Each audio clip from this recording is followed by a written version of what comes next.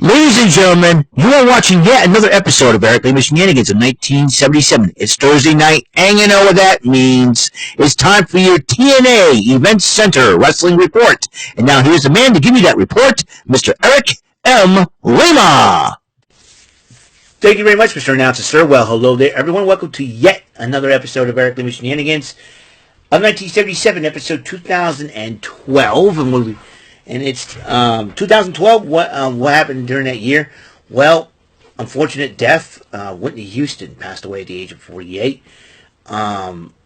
Also, Psy, with his most viewed YouTube video, Gangnam Style. The song was pretty catchy, even though it was all in Korean. You know, and it's like Falco's "Rock Me On Amadeus" back in the mid '80s. That's how That's how I like it too. Also, the New York Giants beat the New England Patriots 21-17 in the Super Bowl that year as well. And so you got that. So you got those events that happened in 2012. Anyways, we're going to talk about what happened on TNA Impact. It took place in San Antonio, Texas. Been a long day. I want to give a shout out to my colleagues over at Rant and Rave. Excellent show tonight. I know we have a few hiccups here and there, but that's the way of the game. That's the way it is. But thankfully, you don't have to worry about dealing with Alexa anymore. Every time they mention Alexa, I'm like, okay, crap. Here we go. So,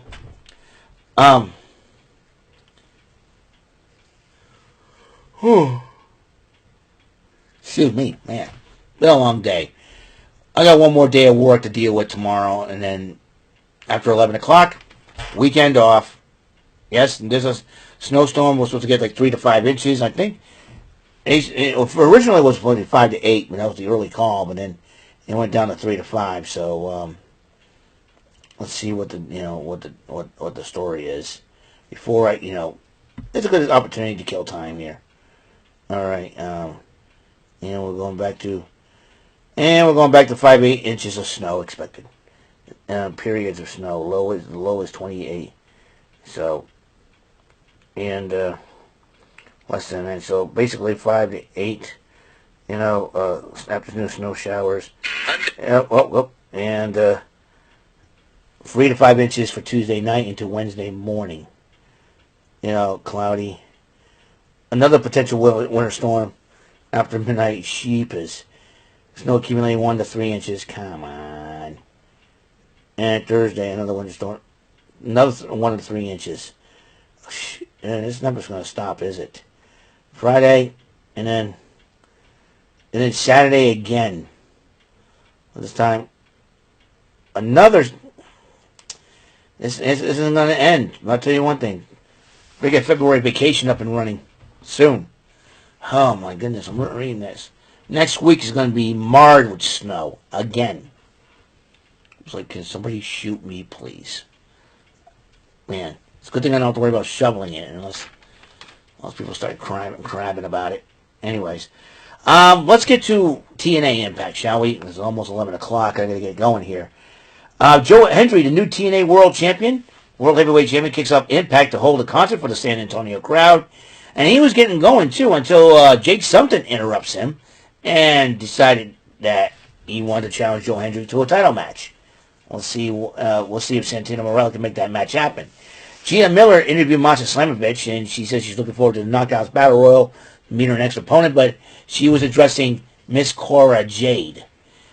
I wouldn't be surprised if Masha Slamovich, who made an appearance on NXT in the crowd, will make another appearance, this time heading towards the ring. We'll see if that's the case. Ace Austin went up against an NXT standout in Tyson DuPont, accompanied by Tyreek Igwe and Wes Lee. Despite DuPont's size and strength, Ace Austin used his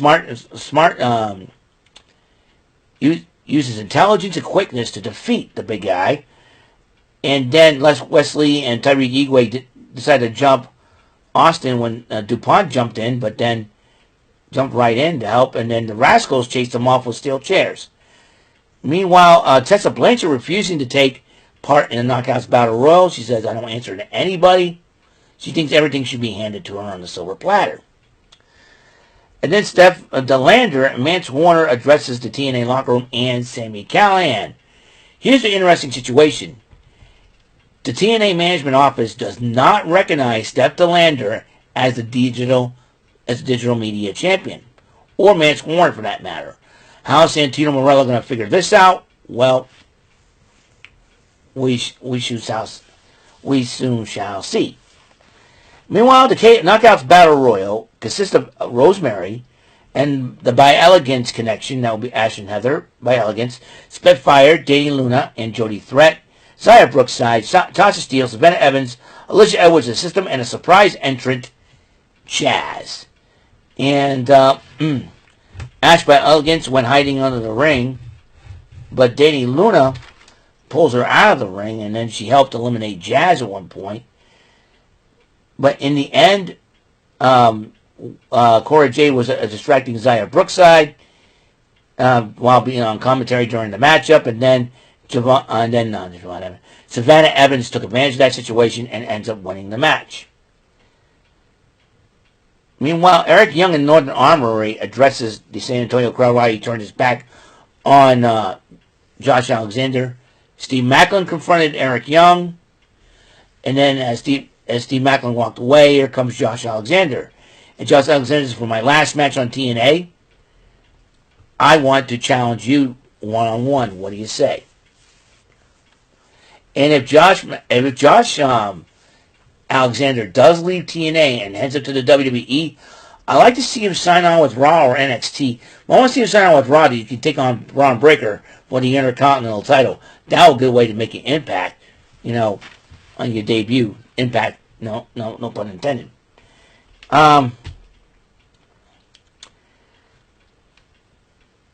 So, Sami Callihan was running around the back looking for Mance Warner, and then ends up confronting Ray Kazarian. These two exchange words. And then Sami Callihan went on his way to continue looking for Warner. And then he yells at Santino Marella. Santino Marella straightens him out and tells him to go back to work.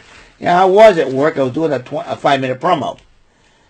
Meanwhile, a trios matchup involving the Hardys, the TNA Tag-Team Champions, and the upcoming upstart from England himself, Leon Slater, to take on the Systems, the X Division Champion Moose, former World Tag Team Champion and World Champion Eddie Edwards, and JDC, who recently made a return to WWE via NXT under the Fandango theme song.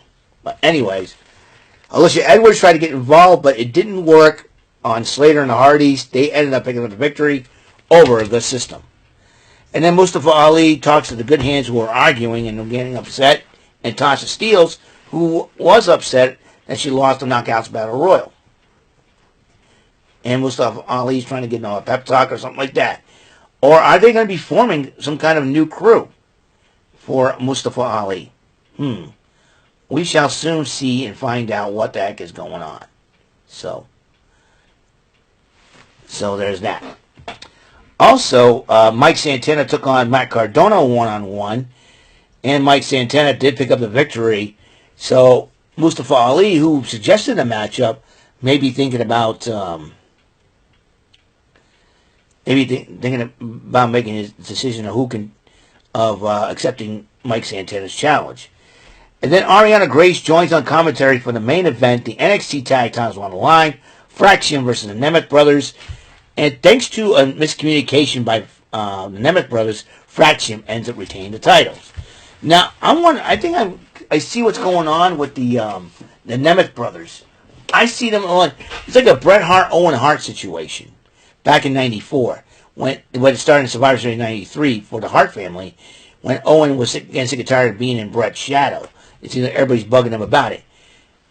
Is Ryan Nemeth going through the same thing with Nick Nemeth, being the little brother under the big brother's shadow, and he wants a championship just like his big brother? This will be an interesting situation, to say the least. We'll talk about, and that concludes TNA Impact for the event center for the 6th of February 2025.